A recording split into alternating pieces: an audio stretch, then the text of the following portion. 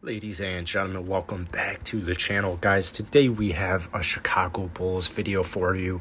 We're going to do some bold predictions for the offseason and for this upcoming season. Now, with that being said, keep in mind these are bold predictions.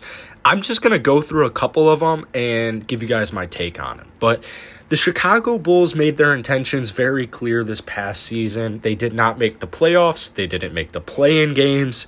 But they showed that they're at least going for it sooner than later by trading for Nikola Vucevic at the trade deadline. Now, something to keep in mind actually about Nikola Vucevic, I feel like the addition of him, we haven't really seen it all. Right, this guy, for almost pretty much his entire career in Orlando, he was the number one option. And so now he's on the Chicago Bulls, and he's the number 2 option, led behind 27-point-per-game scorer stud Zach LaVine. So that's 2 incredible pieces. If Nikola Vucevic and Zach LaVine played a full season together, I think that they would have easily been a top 6 seed in the Eastern Conference. I think you could even talk 4 or 5. So their goal this offseason is definitely going to be to build this roster around these two and try to make some ground here in the Eastern Conference. Now, I think Billy Donovan is I think he's a fine coach.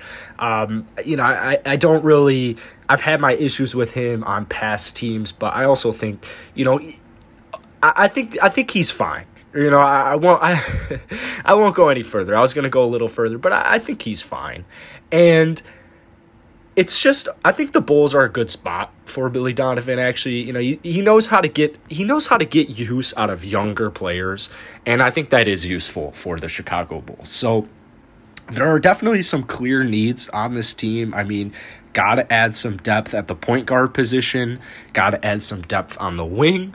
Coby White and Patrick Williams, the 2 most recent Bulls lottery picks, them continuing their development would go up a long way as well. The pieces are there, right? The pieces are there, and let's just dive into this. I think that no matter who the Chicago Bulls sign, no matter who the Bulls draft, if they draft, I think the Bulls will make the playoffs. Especially considering the play-in game is back this year. Even if the play-in game wasn't back, I would still say the Bulls are an easy lock for the playoffs. This Eastern Conference, man, it's almost embarrassing how much weaker it is, just top to bottom from the West. It's been like that for like 20 years now. If there's a time for the Bulls to make a charge, it'll be right now. Now, playoffs, I don't think that's really a bold prediction. A bold prediction might be, I'm not sure if the Bulls are going to be able to sign Lonzo Ball. It seems like half the teams in the NBA want to sign Lonzo Ball, and my worry is that a team just overpays him.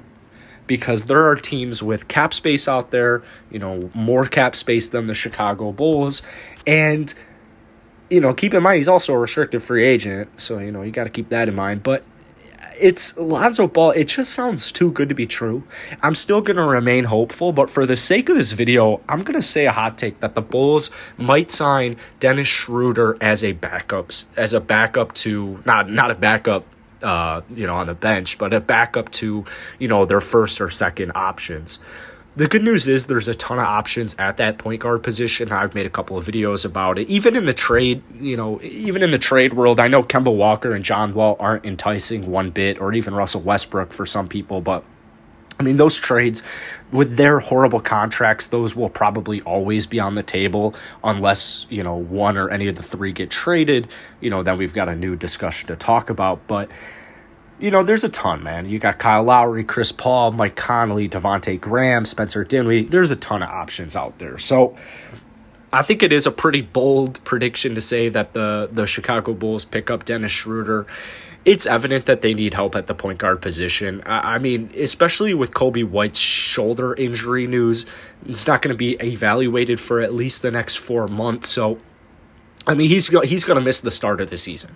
He's going to miss the start of the season most likely, and there isn't a timetable. So that's where it comes in handy for the Chicago Bulls, that there's a ton of free agents who can kind of come in and fill that void. One is Dennis Schroeder. I'm not a huge Dennis Schroeder fan. I've made plenty of videos, expressing my complaints about Dennis Schroeder. And keep in mind, these bold predictions aren't, they're not all predictions that I want to happen.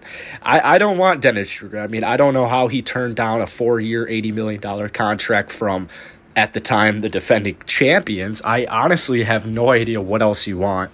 $20 million a year to be the starting point guard for the Los Angeles Lakers with LeBron James and Anthony Davis, 1 year removed after coming off the bench. It baffles me. However, worst case scenario, I would be fine with it. If all of those point guards I just mentioned were no longer available, I'd be interested in Dennis Schroeder rather than giving up some valuable players like Kobe White and some first-round picks to try and get, a point guard via trade. One of those guys I just mentioned, Kemba, John Wall, or Russell Westbrook, guys like that. Now, apparently Schroeder is seeking a team that can provide him not only with, the financial compensation, because apparently he's looking for at least $100 million, which is crazy. But he also wants main playmaking duties. And so that's actually the reason, it wouldn't be the end of the world if they were to actually get Dennis Schroeder, because, he is a playmaker. And yeah, he didn't score a point in the playoffs, but I think Schroeder, as much as he streams and, all that funny stuff, I think he is going to hit the gym hard this offseason and make sure that he never gets embarrassed like that ever again. He got embarrassed on national TV for several straight games.